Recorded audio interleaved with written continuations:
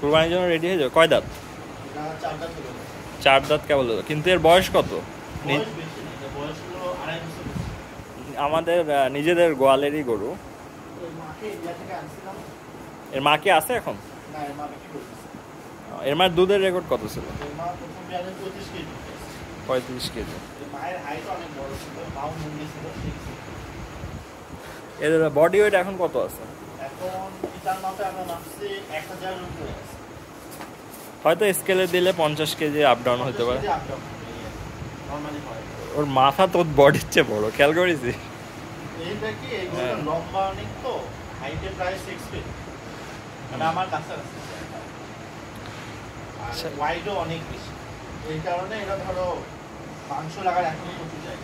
Friesian গরুর বিশেষত্ব কি?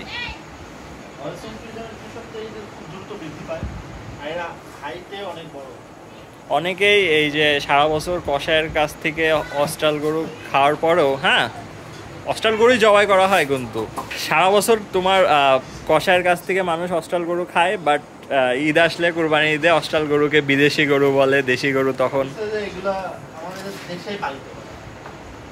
নিজের গাভীর থেকে বাচ্চা হয় আর খাবে। নরমালি গরু আসে এর আগে তো ইন্ডিয়া থেকে আসে, লাল গরুগুলো ম্যাক্সিমামই ইন্ডিয়া থেকে আসে।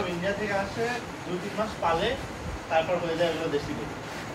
সো এই পাশে একটা গরু আছে, এই গরুটার বয়স কেবল 14 মাস, এখনো দাঁতে নাই। এটার হাইট আছে 5 ফুট 5 ইঞ্চি।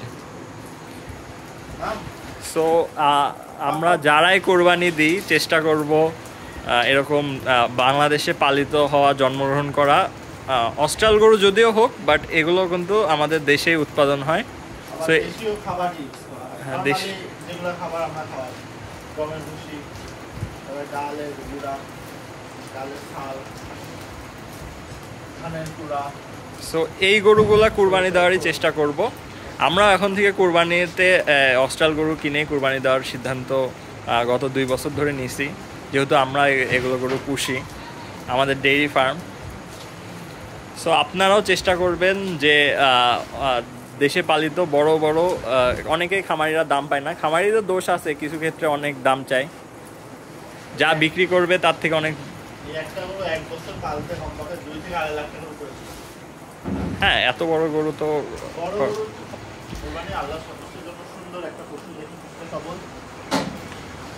তোমার সাথে তো ভালোই সম্পর্ক। যাই হোক, এই ভিডিওটা শুধুমাত্র সচেতন করার জন্য। আপনারা যারাই কোরবানি দিবেন আল্লাহর হস্তে দেশে উৎপাদিত কৃষকের খামার থেকে গরু কিনে কোরবানি দিবেন, এটুকুই।